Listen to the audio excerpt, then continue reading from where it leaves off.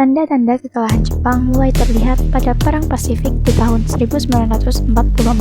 Untuk mencari dukungan, Jepang menjanjikan kemerdekaan kepada bangsa-bangsa yang diduduki.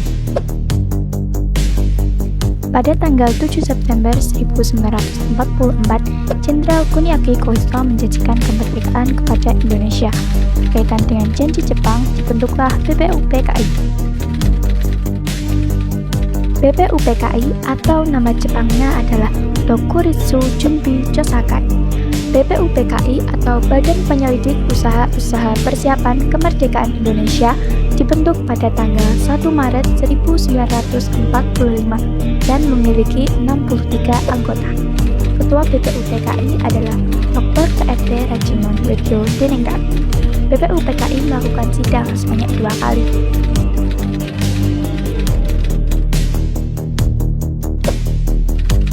Sidang pertama dilaksanakan pada tanggal 29 Mei sampai 1 Juni 1945. Sidang pertama ini membahas tentang rumusan dasar negara Indonesia merdeka. Untuk mendapatkan rumusan dasar negara Indonesia yang tepat, maka acara dalam sidang pertama adalah mendengarkan pidato dari 3 tokoh utama pergerakan nasional, yakni Muhammad Yamin, Mr. Supomo, dan Insinyur Soekarno. Pada tanggal 29 Mei 1945, Muhammad Yamin menyampaikan gagasannya yang diberi nama Rumusan Asas Dasar Negara. Kemudian, pada tanggal 31 Mei 1945, Mr. Supomo menyampaikan gagasannya yang diberi nama Dasar Negara Indonesia Merdeka. Yang terakhir, pada tanggal 1 Juni 1945, Insinyur Soekarno menyampaikan gagasannya yang diberi nama Pancasila. Peristiwa ini dikenang dengan ditetapkannya tanggal 1 Juni sebagai hari lahirnya Pancasila. Sidang pertama BPUPKI tidak mendapatkan hasil, maka dari itu dibentuklah Panitia 9 yang diketuai oleh Insinyur Soekarno. Pertemuan Panitia 9 menghasilkan Piagam Jakarta atau Jakarta Charter yang ditandatangani pada tanggal 22 Juni 1945.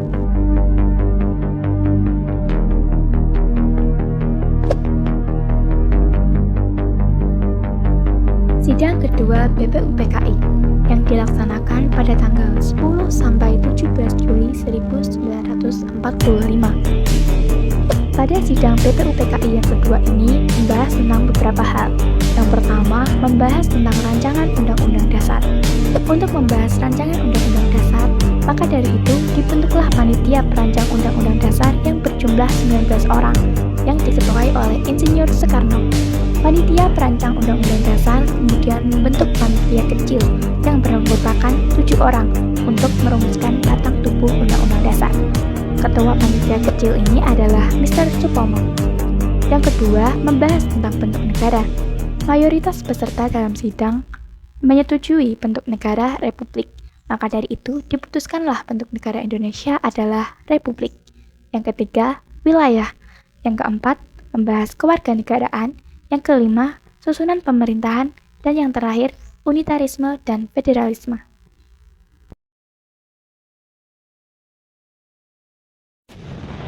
Pada tanggal 14 Juli 1945, Panitia Perancang Undang-Undang Dasar melaporkan hasil kerja panitia, yaitu pernyataan Indonesia Merdeka, pembukaan Undang-Undang Dasar, dan batang tubuh Undang-Undang Dasar.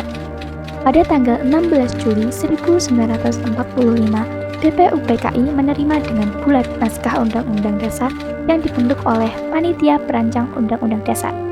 Pada tanggal 17 Juli, BPUPKI menyelesaikan tugasnya. BPUPKI dibubarkan pada tanggal 7 Agustus 1945.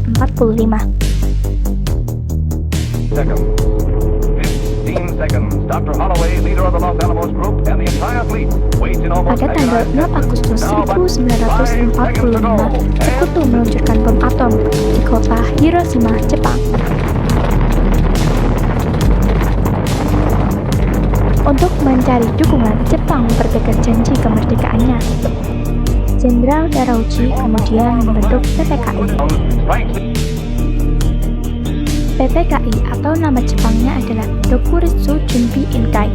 PPKI atau Panitia Persiapan Kemerdekaan Indonesia dibentuk pada tanggal 7 Agustus 1945.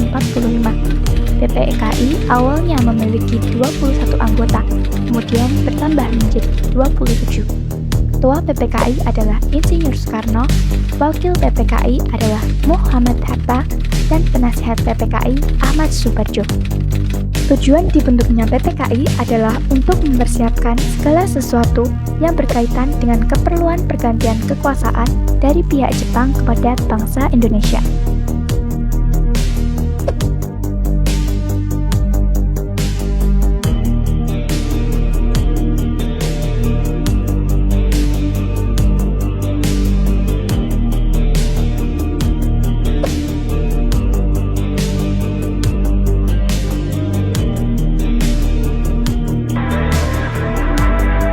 Dua hari setelah pembentukan PPKI, pada tanggal 9 Agustus 1945, Sekutu kembali meluncurkan bom atom di kota Nagasaki.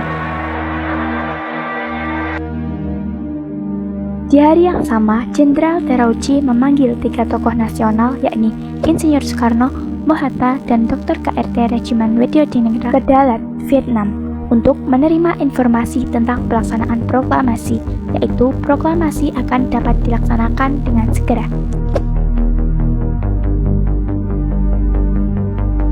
Pengeboman Hiroshima dan Nagasaki membuat Jepang tidak bisa berkutik pada Sekutu. Akhirnya, pada tanggal 14 Agustus 1945, Jepang menyatakan menyerah tanpa syarat kepada Sekutu. Berita kekalahan Jepang ini didengar oleh pemuda bernama Sultan Syahrir melalui radio BBC atau British Broadcasting Corporation. Setelah mendengar berita kekalahan Jepang, kemudian Syahrir dan golongan muda menemui Soekarno dan Hatta yang baru pulang dari Dalat, Vietnam.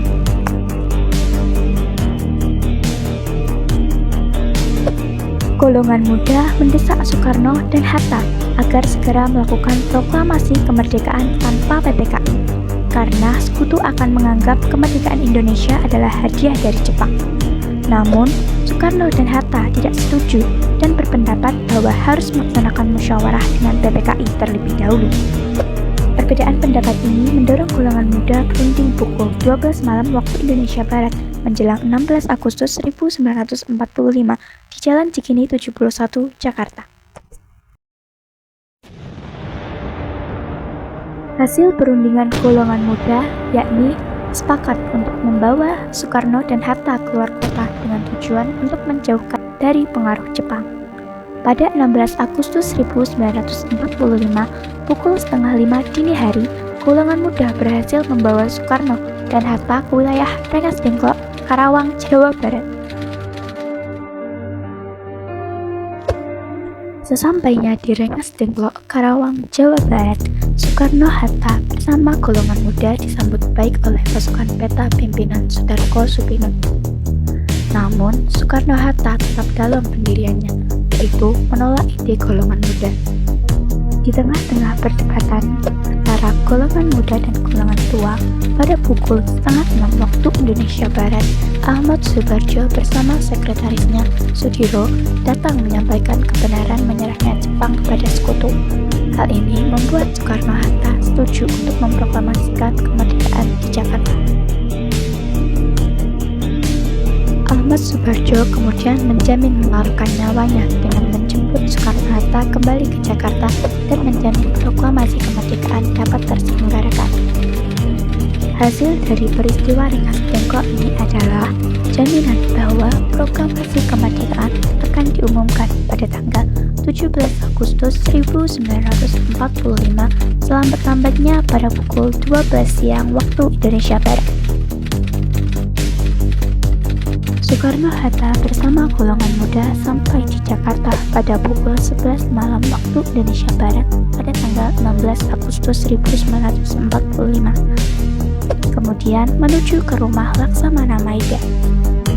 Rumah Laksamana Maida dianggap aman dari ancaman Jepang.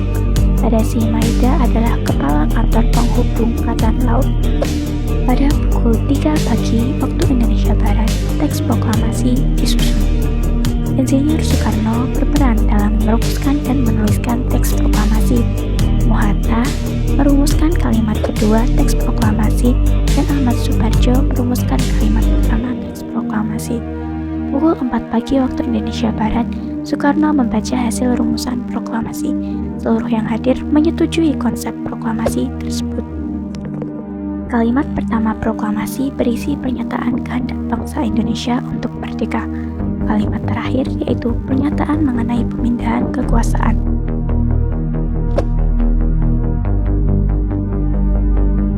Mengenai siapa yang bertanda tangan, Muhatta mengusulkan agar semua yang hadir untuk bertanda tangan.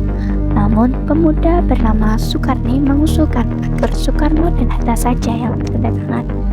Sukarni juga mengusulkan agar Insinyur Soekarno yang membacakan teks proklamasi. Usulan Sukarni akhirnya disetujui. Setelah itu, Soekarno meminta Sayuti Melik untuk mengetik naskah proklamasi dengan beberapa perbaikan.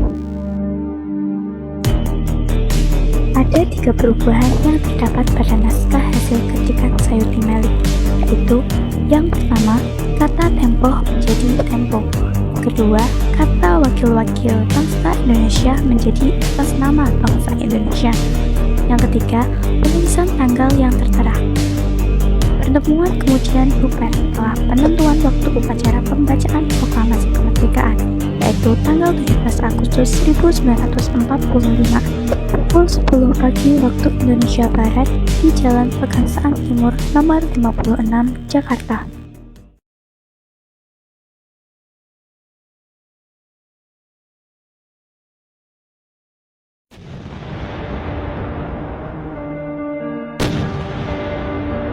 Pada tanggal 17 Agustus pukul 5 pagi waktu Indonesia Barat, naskah proklamasi selesai disusun. Kemudian semua sepakat untuk memproklamasikan kemerdekaan pukul setengah 11 waktu Indonesia Barat. Sekitar 500 peserta upacara hadir dengan membawa apapun sebagai senjata ke Jalan Pegangsaan Timur 56, Jakarta Pusat, karena khawatir dengan keberadaan tentara Jepang yang masih ada di Jakarta meskipun kekuasaannya sudah jatuh ke tangan sekutu. Sebelum membacakan naskah proklamasi kemerdekaan, Soekarno menyampaikan pidato sambutan.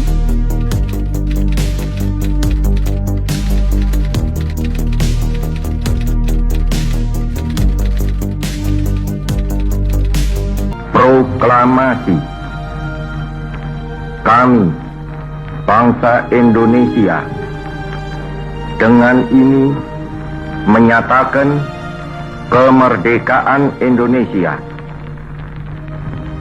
Hal-hal yang mengenai pemindahan kekuasaan dan lain-lain diselenggarakan dengan cara saksama dan dalam tempo yang sesingkat-singkatnya. Jakarta, 17 Agustus 1945, atas nama bangsa Indonesia, Soekarno, Hatta. Pembacaan teks proklamasi oleh Soekarno dilanjutkan dengan pengibaran bendera merah putih yang dijahit oleh Ibu Fatmawati. Pengibar bendera merah putih pertama adalah Latif Hendraningrat, Suhud Sastrokusumo, dan Sairastri Kormo Trimurti. Kemudian setelah pengibaran dilanjutkan dengan sambutan dari Wali Kota Suwirjo dan Dr. Muardi.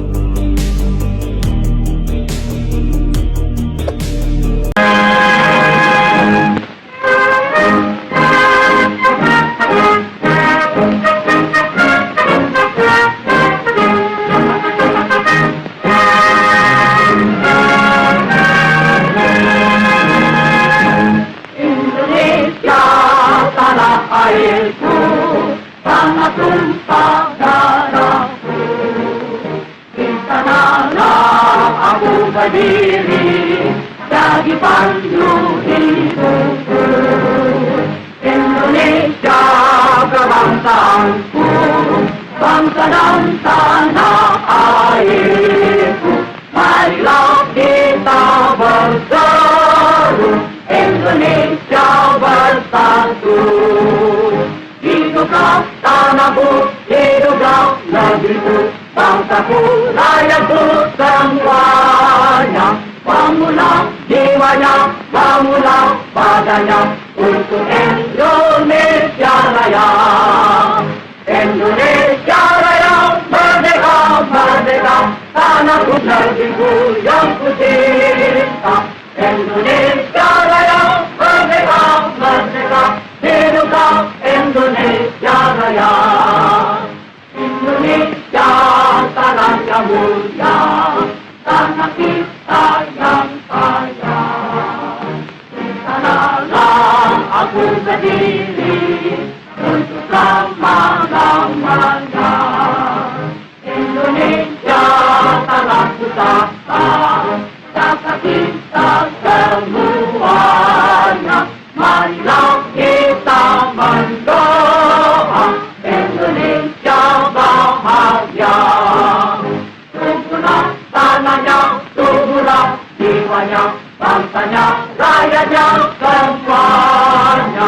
Sadarlah artinya, sadarlah budinya untuk Indonesia Raya. Indonesia Raya, merdeka, merdeka, tanahku negeriku yang ku cinta. Indonesia Raya, merdeka, merdeka, hiduplah Indonesia Raya. Indonesia tanah yang suci, tanah kita yang sakti. Sanalah aku berdiri, jaga ibu sejati. Indonesia tanah berjeri, tanah yang